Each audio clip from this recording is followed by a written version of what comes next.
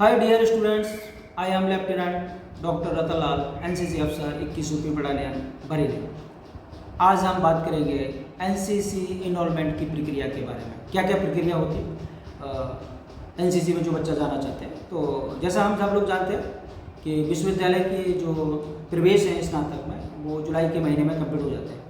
और जब जुलाई के महीने में कंप्लीट हो जाता है उसके बाद या उसके साथ साथ एनसीसी की भर्ती इनरोलमेंट की प्रक्रिया प्रारंभ होती है। क्योंकि जब एडमिशन हो जाता है बच्चे का तभी ये प्रक्रिया प्रारंभ हो जाती है। क्योंकि सीनियर डिवीज़न का ये मैटर है, क्योंकि सीनियर डिवीज़न के लिए जो है एडमिशन जो है इंटरमीडिएट के जब रिजल्ट आया था उसके बाद प्रोसेस शुरू होता है। तो इसलिए बाकी जो इंटरमीडिएट के कॉलेज हैं उनमें भी सीनियर डिवीज़न होती है और उन सीनियर डिवीज़न की जो भर्ती पहले ही हो चुकी है एनसीसी की, लेकिन डिग्री कॉलेज रह गए हैं अभी, तो उनमें ये प्रक्रिया शुरू होने जा रही है। कुछ जगह शुरू होने वाली भी है, कुछ शुरू होने की आगे संभावना है। तो अलग अलग कॉलेज में अलग अलग डेट रहती है। जैसे हमारे कॉलेज में राजकीय स्नातकोत्तर महाविद्यालय फरीदपुर में जो एनसीसी की इनरोलमेंट की डेट है वो जो 7 अगस्त बटालियन के द्वारा डिसाइड की गई, उस तारीख को भर्ती होना सुनिश्चित है हमारे। अब बात आती है बहुत सारे जो हमारे स्टूडेंट आवेदन करते हैं। तो पहले हम बात करते हैं कि कौन कौन बच्चा आवेदन कर सकता है, उसके बाद में बात करेंगे। तो जिस बच्चे का एडमिशन हो चुका है महाविद्यालय में या विश्वविद्यालय में, जिसमें कॉलेज में या विश्वविद्यालय में जहाँ कंपनी है एनसीसी की, तो वो बच्चा वहाँ एनसीसी में इनरोलमेंट के लिए आवेदन कर सकता है। कॉलेज से आवेदन लेकर के और उसके साथ जो डॉक्यूमेंट्स होते हैं वो लगाकर सबमिट कर सकता है एनसीसी ऑफिस में, कार्यालय में। तो मैं यहाँ बता दूँ थोड़ा कि भाई एनसीसी के लिए आवेदन इनरोलमेंट के लिए कौन कौन से डॉक्यूमेंट जरूरी होते हैं। तो सबसे पहला जो डॉक्यूमेंट्स है वो आपकी फ़ीस रसीद है, जिससे कि ये सर्टिफाई हो जाए कि आप भाई इसके स्टूडेंट्स हो, आपने फीस सबमिट किया, आपका एडमिशन कन्फर्म है। इसके साथ साथ आपका आधार कार्ड बहुत ज़रूरी है।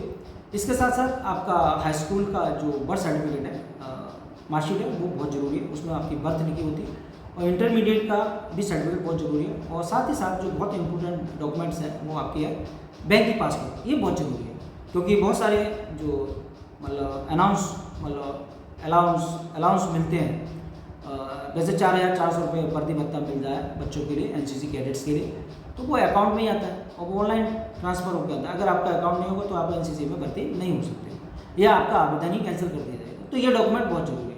तो इन डॉक्यूमेंट अगर आपके पास हैं ये सारे डॉक्यूमेंट, तो आप उस महाविद्यालय एनसीसी कार्यालय से फार्म लेके, पंजीकरण फार्म लेके भर के जमा कर सकते हैं।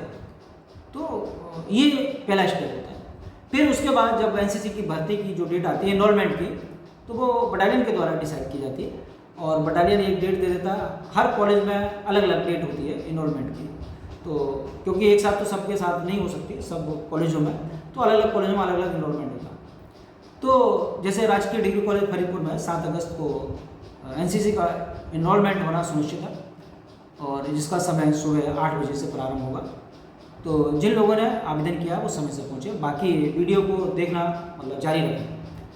तो जब आपने डॉक्यूमेंट जमा कर दिए और जब जमा होने के बाद जिस दिन आपकी भर्ती होती है कॉलेज में, उस दिन के जो स्टेप होते हैं उन किन स्टेप से बच्चे को गुजरना पड़ता है, तब जाकर वो एनसीसी में भर्ती होता है। तो उन्हीं स्टेप के बारे में हम बात करेंगे। तो पहला स्टेप है आपके डॉक्यूमेंट वेरिफिकेशन, जो कि पीआई स्टाफ और एएनओ के द्वारा, एनसीसी अधिकारी के द्वारा उसको वेरीफाई किया जाता है कि भाई डॉक्यूमेंट जेन्युइन है।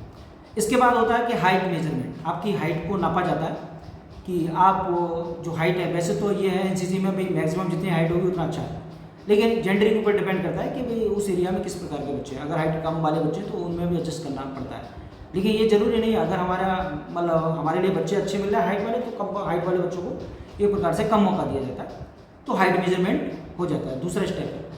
और जो बच्चे हाइट मेजरमेंट में पास हो जाते हैं उनका फिर मेडिकल टेस्ट होता है। मेडिकल का उनका देखा जाता है कि हाथ, पैर या उंगली तो कटी नहीं है, तोतलाता तो नहीं है, बच्चा हकलाता तो नहीं है, या आंखें तो टेढ़ी नहीं है।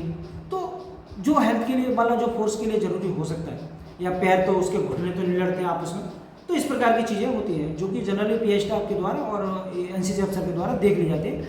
अगर इस प्रकार की चीज़ें तो उन बच्चों को बाहर कर दिया जाता है। जब बच्चा इन सारे स्टेप में पास हो जाता है तो अब अगले स्टेप में जाने के लिए, जिसमें फिजिकल टेस्ट होता है।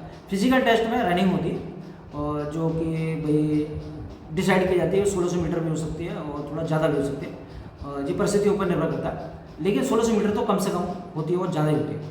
तो जो बच्चे रेस में पास हो जाते हैं उन बच्चों को लिया जाता है और जो बच्चे फिजिकली फिट नहीं होते उनको निकाल दिया जाता है।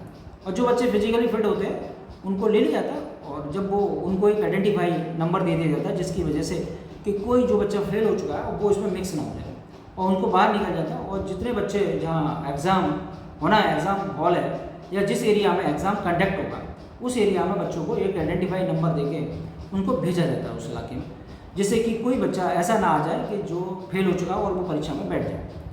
तो ये प्रक्रिया होती है। अब बात आती है कि जो पेपर जो का टाइम होता है वो मैक्सिमम 3 घंटे और मिनिमम 2 घंटे हो सकता है। ये डिसाइड करता है कि क्वेश्चन पेपर किस प्रकार का है। अब बात करते हैं कि क्वेश्चन किस प्रकार का है। इसका कोई पैरामीटर तो है नहीं और ये पेपर पूरा कॉन्फिडेंशियल होता है और इसके बारे में ना तो हमें पता होता है ना पी स्टाफ होता है, क्योंकि उसी दिन पेपर खुलता है। लेकिन मोटा मोटा आइडिया हम लोग लगा सकते हैं कि भाई जो आजकल जो भी कंपटीशन होता है उसमें जो पेपर आते हैं वो किस प्रकार के होते हैं क्वेश्चन। तो भाई मल्टीपल चॉइस हो सकते हैं, वन लाइनर हो सकते हैं या लघु उत्तरीय प्रश्न हो सकते हैं और दीर्घ उत्तरीय प्रश्न भी हो सकते हैं। तो इस प्रकार के प्रश्न आने की संभावना रहती है। तो जो बच्चे यहाँ तक इस स्टेप तक पहुँच जाए वो अपना पेपर सही से हल करें जिससे कि उनका चयन एनसीसी के लिए हो सके। अब बात करते हैं कि ये तो भर्ती की प्रक्रिया होगी, भर्ती के जब मतलब एग्ज़ाम हो गया। अब बात आती है इसके बाद क्या होता है। इसके बाद क्या होता है कि जब बच्चा एग्ज़ाम देता है वो अपने घर चला जाता है और जो कॉपियाँ हैं वो इकट्ठी होकर पीआई स्टाफ के साथ बटालियन चली जाती है। बटालियन में जाके ये कॉन्फिडेंशियल है कि भाई उनका एवेल्युएशन कहाँ होता है, मूल्यांकन कहाँ होता है, किस प्रकार से होता है, ये नहीं बता सकते हम इसमें, लेकिन मूल्यांकन तो होता ही। तो बटालियन लेवल पे किस प्रकार से मूल्यांकन कराया जाता है वो बटालियन को पता होता है। और जो बच्चे हाईएस्ट स्कोर करते हैं उनकी एक मेरिट लिस्ट उस कॉलेज के लिए बनाई जाती है। तो 2 लिस्ट बनाई जाती है, एक रिजर्व होती है, एक मेरिट वाली। जो बच्चे सेलेक्ट हो जाते हैं फाइनली एक लिस्ट उनकी होती है। कभी कभी ऐसा होता है कोई बच्चा एनसीसी छोड़ देता है या किसी कारण से नहीं लेना चाहता है या कोई उसके साथ दुर्घटना हो जाता है या कुछ मजबूरियाँ हो जाती है तो कुछ सीट खाली रह जाती है उस मेरिट में।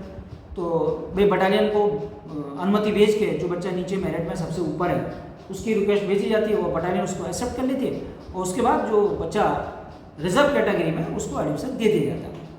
और जब कॉलेज में एडमिशन दिया जाता है तो उसमें एक बहुत महत्वपूर्ण चीज़ें ये होती हैं कि जब एनसीसी अफसर के द्वारा वो काउंसलिंग की जाती है तो उसमें उसके पेरेंट्स को बुलाया जाता है और विशेष तौर से जो गर्ल्स कैडेट्स होती हैं उनके पेरेंट्स को अवश्य बुलाया जाता है, क्योंकि आपको पता है एनसीसी में बहुत सारी फिजिकल एक्टिविटीज़ होती हैं, कभी कभी आउटडोर एक्टिविटीज़ भी होती हैं और बच्चों का 10 दिन का कैंप तो जरूर जाना होता है। 20 सर्टिफिकेट में भी 1 साल का कैंप करना अनिवार्य है और सीमा जाता है तो भी एक कैंप करना अनिवार्य है। तो कहने का मतलब 80 सर्टिफिकेट में सीनियर डिवीजन में 2 कैंप तो करना अनिवार्य है। अगर 2 कैंप नहीं करेंगे तो आप हमें पास मतलब बैठ ही नहीं सकते।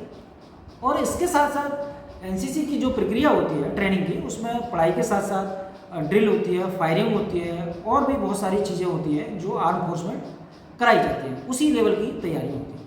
10 दिन का कैंप होता है तो उसमें खेल कूद और बहुत सारी गतिविधियाँ होती हैं, मैप रीडिंग है और मतलब असला खोलना, ये सब चीज़ें सिखाई जाती हैं। तो भाई अब ऐसा ना हो कोई गार्जियन कहे कि मैं अपनी लड़की को नहीं भेज सकता, अकेले जाएगी। लेकिन मैं एक चीज़ बता दूँ, सेवा करना चाहता हूँ, जो भी बच्चा एनसीसी या कैंप में जाता है, एनसीसी अफसर और जो बटालियन है पीआई स्टाफ उसकी पूरी जिम्मेदारी होती है और उनके लिए कभी कोई खतरा नहीं रहता। अगर वहाँ देखिए गर्ल्स है तो लेडी एन हो जाती और जो हमारा जीसीआई है, जीसीआई भी एक रहती है कैंप में, 1 या 2 रह सकते हैं। जो गर्ल्स कैडेट इंस्ट्रक्टर होती है वो अनिवार्य है। तो गर्ल्स स्टूडेंट को किसी प्रकार की दिक्कत नहीं होती है। सुरक्षा के मामले में आप जानते हैं हमारी जो आर्मी है उस पर तो विश्वास कर ही सकते हैं। तो बड़ा ईमानदार लोग होते हैं और बड़े प्यार से बच्चों को कैंप कराते हैं। तो ये कैंप के तो इसलिए एनसीसी अफसर के द्वारा जब काउंसलिंग की जाती है तो उनके गार्जियन को गर्ल्स के बुलाया जाता है कि इस प्रकार की अगर चीज़ें होती हैं तो आपको कंसर्न देना पड़ेगा। कभी कभी जो एडवेंचर कैंप होते हैं, नेशनल कैंप होते हैं, उनमें बच्चे जाते हैं बाहर जो जाना चाहते हैं, तो उसमें भी पेरेंट्स की परमिशन बहुत जरूरी होती है। उस प्रकार के एनसीसी अफसर के द्वारा उनको अवगत कराया जाता है कि अगर ऐसा है तो आप उनसे मना नहीं कर सकते एनसीसी अगर दिला रहे। अगर आपको कोई आपत्ति तो अभी आप मना कर दीजिए, आपने बच्चों को एनसीसी ना दिलाए और इस प्रकार की अगर बाद में कोई प्रॉब्लम करेंगे तो हमें बहुत दिक्कत होगी। तो ये तो फाइनल होता है। जब ये कंसर्न हो जाता है तब जाके बच्चों का फाइनल एडमिशन हो जाता है। फाइनल एडमिशन के होने के बाद फिर उनका ऑनलाइन एनरोलमेंट होता है और उनके लिए ऑनलाइन रेजिमेंटल नंबर जनरेट हो जाता है। तो वो एक प्रकार से जो नेशनल कैडेट कोर्स की वेबसाइट है DGNCC उस पर रजिस्टर्ड हो जाते हैं, मिनिस्ट्री ऑफ डिफेंस के अंदर रजिस्टर्ड हो जाते हैं और आपका पंजीकरण हो जाता है। तो जैसे मैंने बताया कि जब पंजीकरण के बाद फिर उनको वर्दी भत्ता और बूट वगैरह जो कोई सारी चीज़ें खर्चा है 4,400 रुपये पिछले साल दिया गया। बाकी हमारी जो भारत सरकार है बड़ा बढ़िया काम कर रही है। बच्चों को जो रिफ्रेशमेंट भी बढ़ा दिया गया है। तो मैंने बताया कि भाई 4,400 रुपये उनको ये वर्दी भत्ता दिया गया था। एक चीज़ और बता दूँ, जब बच्चा एनसीसी में भर्ती हो जाए, परेड होती है, तो पहले जो है बच्चों को रिफ्रेशमेंट मिलता है। तो पहले कुछ दिन पहले 15 रुपये का पर बच्चे पर परेड के हिसाब से बच्चे को पर बच्चे के हिसाब से मिलता था, मतलब एक बच्चों को 15 रुपये का रिफ्रेशमेंट मिलता था। अभी हमारी गवर्नमेंट ऑफ इंडिया ने बच्चों का जो रिफ्रेशमेंट है वो 75 रुपीज़ कर दिया। काफ़ी मतलब स्मार्ट अमाउंट है, जो कि बढ़िया है। इसमें बहुत सारे आइटम आ सकते हैं बढ़िया से। तो इसमें जो प्रक्रिया है, एक वेंडर को दिया जाता है टेंडर, और वो इसमें किसी कॉलेज के या किसी खाते में नहीं आता, सीधे वहीं आता है, और वो पेमेंट जो बढ़ाने के द्वारा उस वेंडर को किया जाता है। तो ये तो प्रक्रिया रही इसकी। तो ये तो इनरोलमेंट की प्रक्रिया। अब बात करते हैं कि भाई हम जो बच्चा तैयारी कर रहा है और वो उस परीक्षा को कैसे पास करें, इसकी बात करते हैं। तो देखिए डॉक्यूमेंट वेरिफिकेशन तो आपका होना ही होगा। दूसरा, फिजिकल के लिए आप फिट होना चाहिए। अब बात आती है फिजिकल जो टेस्ट होता है उसके लिए क्या करें। उसके लिए आप भले ऐसे कपड़े पहने, शूज़ पहन के, जब दौड़ते समय आपके पैर में कांटा या शीशा आदि ना चुभ जाए, तो इसलिए ऐसे कपड़े पहन के, ट्रैक सूट पहन के आए। मेरी ये सलाह है कि जो भी बच्चा फिजिकल भर्ती के लिए जा रहा है और फिजिकल जो उसमें पार्टिसिपेट करेगा, तो उसके लिए ट्रैक सूट होना चाहिए और जूते होने चाहिए फीते वाले, जिससे कि फिसलन ना हो और सही से दौड़ पाए। और पानी, गर्मी का मौसम है, पानी पिए, और जिससे डिहाइड्रेशन की प्रॉब्लम ना है। और भी चीज़ें हैं कि भाई जो साथ वाले हैं, आप ग्लूकॉन डी वगैरह ला सकते हैं, बाद में अपना ले सकते हैं, जिससे कि डिहाइड्रेशन ना हो या इस प्रकार की कोई समस्या ना हो। तो फिजिकल टेस्ट के लिए मैंने बताया कि आपके पास शूज़ होने चाहिए और ट्रैक सूट होना चाहिए, जिससे कि आपको दौड़ने में कोई दिक्कत ना हो। दूसरी बात आती है कि अभी रिटन टेस्ट होगा, उसमें पढ़ाई क्या करें। तो अब जैसे मैंने बताया कि भाई सिलेबस तो कोई है, तो सिलेबस तो है, लेकिन ये डिसाइड नहीं है क्या क्या आएगा, कुछ भी आ सकता है। तो हम ज़्यादातर रिकमेंड करते हैं बच्चों को, जो एनसीसी की एक बुक्स आती है, उसमें पूरा एनसीसी से संबंध रिलेटेड क्वेश्चन आते हैं और डिफेंस से रिलेटेड आते हैं, और डिफेंस की जो हिस्ट्री है, एनसीसी की जो हिस्ट्री है, वो सारी चीज़ें आती है। और वर्तमान में एनसीसी में क्या हो रहा है और कौन कौन सी नई चीज़ें जोड़ी गई हैं और क्या चीज़ें हो सकती है। जैसे एक होता है social service and community development का पार्ट ज़्यादा होता है, जिसे एसएससीडी कहते हैं, तो उसके बारे में भी आपको पढ़ना चाहिए। तो कहने का मतलब मोटा मोटा आप डिफेंस, एनसीसी हिस्ट्री, डिफेंस की हिस्ट्री और आपका जो इतिहास है वो, और एसएससीडी का जो सिलेबस है social service and community development का, उसको भी पढ़ के आना चाहिए, जिसमें बहुत सारी चीज़ आती है जो हमारी गवर्नमेंट ऑफ इंडिया जितने सोशल प्रोग्राम चलाती है, सोशल अवेयरनेस वाले, और जो मतलब एक प्रकार से वेलफेयर स्कीम्स होती हैं जो इंडियन सिटीजन के लिए गवर्नमेंट ऑफ इंडिया के द्वारा या स्टेट गवर्नमेंट के द्वारा चलाई जाती है, उनके बारे में पूछा जाता है। वैसे तो एनसीसी काफ़ी पार्टिसिपेट करती है इसमें, एसएससीडी में। इसके अलावा जो नेचुरल कैलेमिटीज़ होती हैं उसमें एनसीसी का बहुत बड़ा रोल होता है, और उसका एक पार्ट सिलेबस में भी है, तो उससे संबंधित भी क्वेश्चन पूछे जा सकते हैं। इसके साथ साथ जैसे हम बात करें जनरल अवेयरनेस, पूरी दुनिया में क्या हो रहा है और साइंस और टेक्नोलॉजी में क्या हो रहा है, एआई क्या है और कंप्यूटर क्या है और पॉलिटिक्स क्या है, एनवायरनमेंट क्या है, और इसके अलावा इकोनॉमी में क्या हो रहा है, तो बहुत सारे लॉट ऑफ चीज़ें, 8-10 चीज़ें हैं जो उसमें हमारी जो जनरल स्टडी है उसमें से आ सकती है। तो आप एक किताब ले लें और जनरल स्टडी 6 महीने की कोई भी जीएस की किताब खरीद लें, जिससे कि आपका सिलेबस कंप्लीट हो जाए और आप परीक्षा में अच्छा बेटर परफॉर्मेंस कर पाए, ऐसी मुझे आशा है। तो ये तो बात हो गई इसकी। तो अब इसके अलावा फिजिकल टेस्ट पास करने के लिए क्या करना पड़ेगा। तो आप भाई देखिए, अगर पहली बार दौड़ेंगे तो उसमें आपको कोई दिक्कत हो सकती है, भाई मांसपेशियाँ खिंच सकती है और कोई प्रॉब्लम हो सकती है। तो करना क्या है, आप थोड़ा हल्की हल्की जॉगिंग कर सकते हो, मतलब शुरू कर सकते हो, जिसकी वजह से जिस दिन आप दौड़ेंगे उस दिन आपको कोई दिक्कत नहीं होगी। तो ये तो है एक प्रक्रिया। अब बात आती है कि भाई एनसीसी लेने के फ़ायदे क्या हैं। अगर किसी बच्चे का एनसीसी में अगर एडमिशन हो जाता है और वो बी और सी सर्टिफिकेट करता है, तो देखिए अगर सी सर्टिफिकेट अगर कर लेता है कंप्लीट और अल्फा ग्रेड से, और अगर उसके इंग्लिश में कम्युनिकेशन, देखिए 2 चीज़ें बहुत बढ़िया हैं, decision making, communication, critical thinking, ये अगर बेटर है तो आप डायरेक्ट एसएसबी के थ्रू इंटरव्यू में डायरेक्ट अफसर बन सकते हैं, लेफ्टिनेंट की पोस्ट पर जा सकते हैं। तो डायरेक्ट अफसर सी सर्टिफिकेट होल्डर के लिए डायरेक्ट रिक्रूटमेंट होता है एसएसबी में, तो उसमें जा सकते हैं, अफसर बन सकते हैं। बाकी आप जो हमारे सोल्जर है, अग्निवीर है, इसमें भी जा सकते हैं, कोई ऐसी बात नहीं, बाधा नहीं। बाकी जो आर्म फोर्स है हमारे, या जो हमारी सिविलियन पुलिस है, इसमें भी बड़ी तरह तो आइडेंटिफाई नहीं है, लेकिन मौका मतलब एक प्रकार से देखा जाए कि एनसीसी वालों को बड़ी दी जाती है, तो आपको ये फ़ायदे हो सकते हैं। इसके साथ साथ अगर आप और किसी एग्ज़ाम में बैठते हैं, किसी में एडमिशन लेना चाहते हैं, तो आपको उसमें वेटेज मिलता है, सी सर्टिफिकेट का और बी सर्टिफिकेट का, दोनों का मिलता है, तो ये आपको फ़ायदे होता है।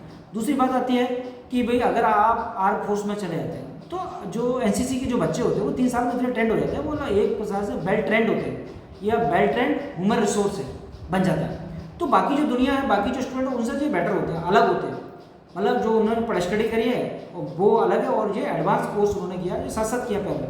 तो ये बढ़िया चीज़ है जो हमारे आर्म फोर्स के लिए सप्लाई प्रदान करती है। आर्म फोर्स में जैसे भाई जो सिपाही है, अफसरों की कमी ना हो, वो एनसीसी के थ्रू उनकी सप्लाई की जा सके, और बाकी जो हमारे अर्धसैनिक बल है उनमें भी सप्लाई की जाती है। तो एनसीसी का जो बच्चा है अगर वो आर्म फोर्स में चला जाता है तो भाई हमारे देश की सुरक्षा, जो आंतरिक सुरक्षा उसमें, सॉरी एक्सटर्नल जो सुरक्षा है उसमें अपनी बहुत बड़ी भूमिका निभाता है, और अपनी मतलब जान देकर भी अपनी भारत माता की सेवा करने के लिए तैयार रहता है। और जो बच्चे आर्म फोर्स में नहीं जाते और बाकी जो हमारे सिविल सर्विसेज वगैरह उसमें चले जाते हैं, तो एनसीसी की जो झलक है, एसएससीटी की जो झलक है, सोशल सर्विस और कम्युनिटी डेवलपमेंट, जो उनकी क्वालिटी है वो सोसाइटी के काम आती है, वो देश के डेवलपमेंट में काम आती है। तो कुल मिला के बात कहने का तात्पर्य है कि जो बच्चा एनसीसी का 3 साल का ट्रेनिंग कर लेता है वो वेल ट्रेंड ह्यूमन रिसोर्स है, जो कि एक प्रकार से उस देश और समाज की संपत्ति है, जो उस देश के विकास में काम आती है। और वैसे भी आप जानते हैं कि जो हमारा यूथ है, भारत का जो यूथ है वो हमारे भारत का भविष्य है। और जैसा कि भाई विकसित भारत का जो हमारा सपना है 2047 तक, तो भाई हम लोग तो बुजुर्ग हो जाएंगे, लेकिन जो हमारे यूथ हैं जो आज तैयार हो रहे हैं वो उस सपने को साकार करेंगे और देखेंगे भारत को विकसित होते हुए। तो आज हम इस बात को यहीं ख़त्म करते हैं, और जो है अगर आपको ये मतलब मेरा वीडियो अच्छा लगा हो तो लाइक करें और कमेंट बॉक्स में लिखें, और आपको लगता है कि एनसीसी से रिलेटेड या अन्य कोई वीडियो चाहिए या जब भी आए तो आपको मिले तो मेरे चैनल को सब्सक्राइब कीजिए। और वैसे मैं आपको फोर्स नहीं करूँगा। तो इसी के साथ हम लोग यही बात को समाप्त करते हैं। जय हिंद, जय भारत।